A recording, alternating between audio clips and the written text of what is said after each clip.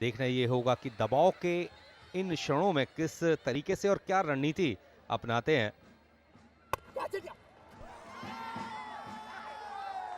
ये शायद अगर कैच भी होता तो शायद नो बॉल दिया जाता। दोनों अंपायर्स एक दूसरे को देखते हुए कि क्या ये full toss above waist height था, दिया नहीं है लेकिन चौका तो मिला ही है।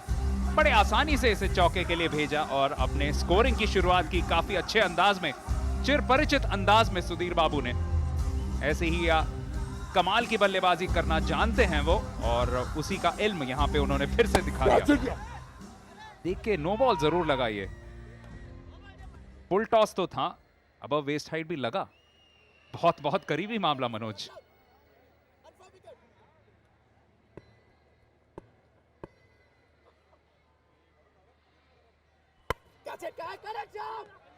बहुत बढ़िया शॉट, गैप में खेला हुआ, लगातार 2 गेंदों के ऊपर 2 जोरदार स्ट्रोक के माध्यम से सुधीर ने अपने इरादे और अपनी फॉर्म को दर्शा दिया है कि बहुत ही सकारात्मक अंदाज में वो बल्लेबाजी करने वाले हैं आज के इस मैच में।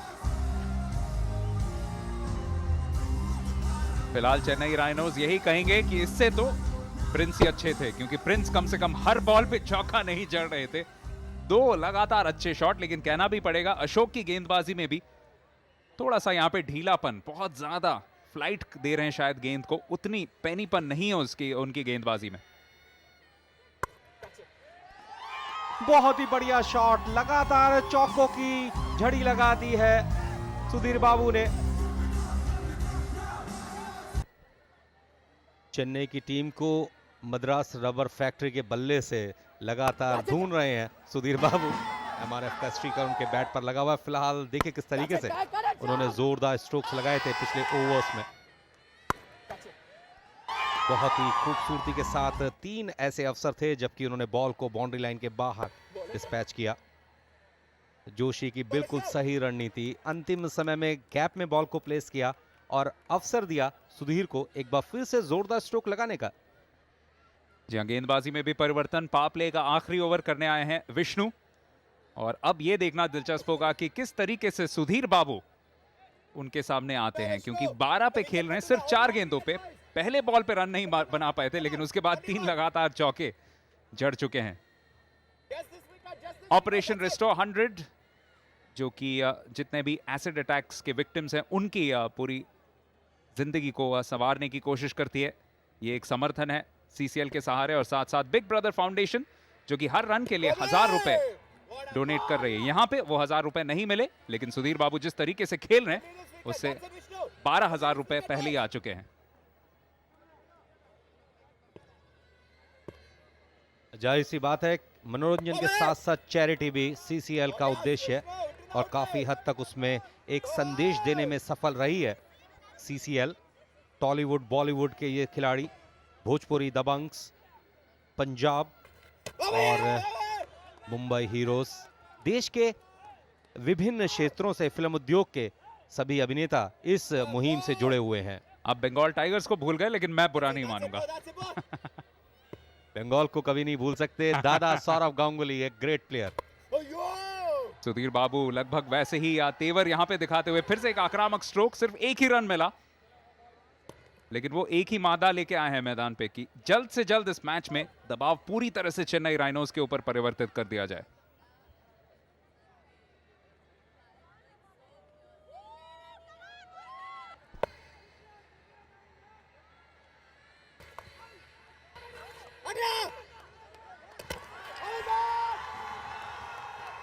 बेहद नजदीकी मामला, जोशी ने शॉट खेला और खेलते ही दौड़ पड़े।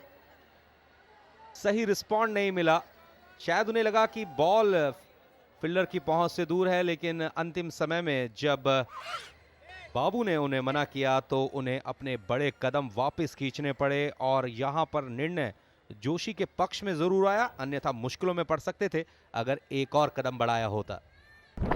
काफी नजदीकी मामला, और जैसे कि कहा जाता है line goes to the umpire, लेकिन जिस समय विकेट पुट डाउन होंगे उस टाइम पर बैट की स्थिति देखनी बेहद जरूरी है, क्योंकि यहां पर जोशी ने बैट को ड्रैग जरूर किया, लेकिन अंतिम समय में बैट उनका ड्रैग होने के बाद थोड़ा सा हवा में चला गया।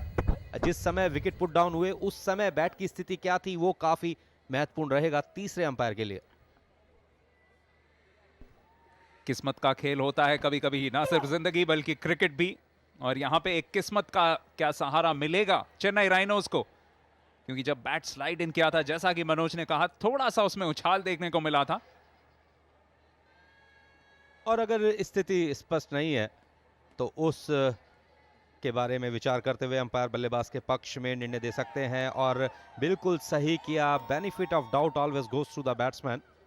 संदेह की स्थिति में निश्चित रूप से निर्णय बल्लेबाज के पक्ष में जाता है।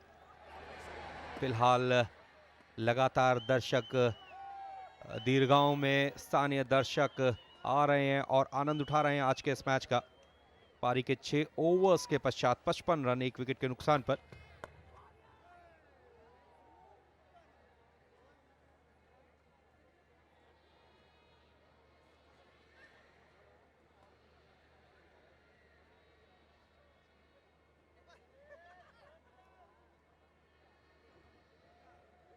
तो गेंदबाजी में एक और परिवर्तन। पावर प्ले के समाप्त होने के बाद शाम अब गेंदबाजी करने आ चुके हैं, जिन्होंने कैच भी पकड़ा था प्रिंस को आउट कराने के लिए। तब गेंदबाज थे अशोक। इस बार काफी खराब गेंद, लेकिन अच्छी कीपिंग का वहां पे मुजाहिरा किया रमन्ना ने, जिस तरीके से इस बॉल को रोका था। हालांकि 1 रन अतिरिक्त भी रोकने से नाकामयाब रहे। और अगर इस बॉल को नहीं रोकते विकेट कीपर तो निश्चित रूप से बॉल बाउंड्री लाइन के बाहर जा सकती थी, क्योंकि काफी बाहर ये बॉल पिच हुई थी। एक अच्छी कोशिश निश्चित रूप से अपनी टीम के लिए, रन बचाने में सफल रहे विकेट कीपर।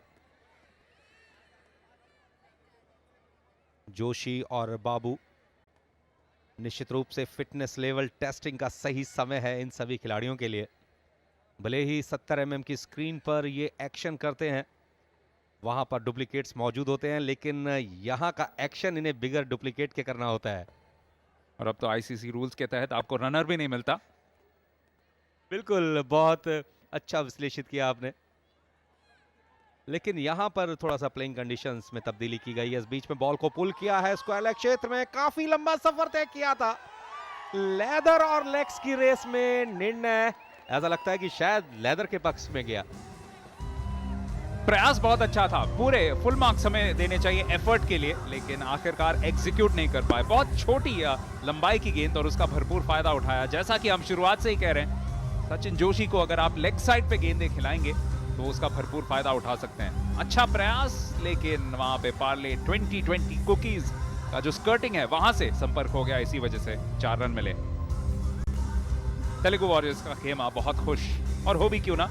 ये खिलाड़ी अगर बना रहे तो ऐसा लगता है कि आज शायद चेन्नई राइनोज को लगातार दूसरी शिकस्त झेलनी पड़ सकती है।